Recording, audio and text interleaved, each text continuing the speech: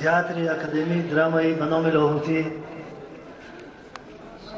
تئاتر نمونوی مینیاتور آینه، میهمانان از کینوستودی تاجیک فیلم،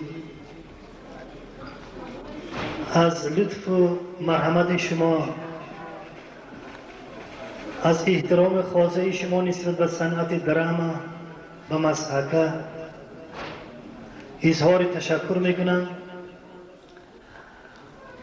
و من از نام شما با سفارش و فرمایش رئیس ناحیه محترم سید مراد تقایج که این شب ایجادی، این معرکه متنتن با تشبث شخصی این کس، با تکلیف شخصی این کس به وقوع پیوست، به اهل صنعت، به جانفداهای صنعت تاجیکستان که در اینجا حاضرند، بهترین هایش اظهار منتداری میکنم. به شما خیر مقدم میگویم، خوش آمدید. از صنعت جاذب شما، جذاب شما همه اهل نشست بهره برداشتند و شما را همیشه در این ناحیه‌ای که همیشه مردم صنعت دوست و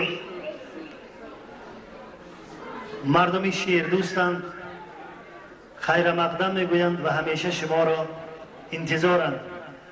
اهل این زل بسیار خواهش طلب کردند که قیامالدین ما صاحب این جشن، این تنتنه باز برآمدها کند، در نقشهای مهم بازی کند، ولی وقت تنگی میکند. درست گپ و خنکی هم اثر کرده است. به همه شما تشکر و از نام صنعتکاران، از نام اربابان حقیقی صنعت که در روبروی شما هم، من سخن به قیامالدین میتم که یک از دل خود چیزی که برای شما دارن، برای احترامتان یک چیز بگویم.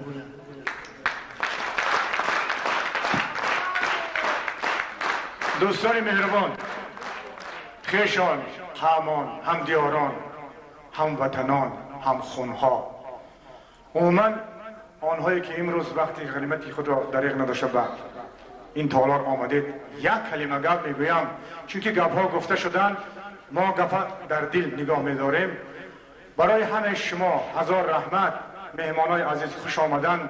یک عمر تا آنی که هستم از شمایم، با شمایم. بازار صبح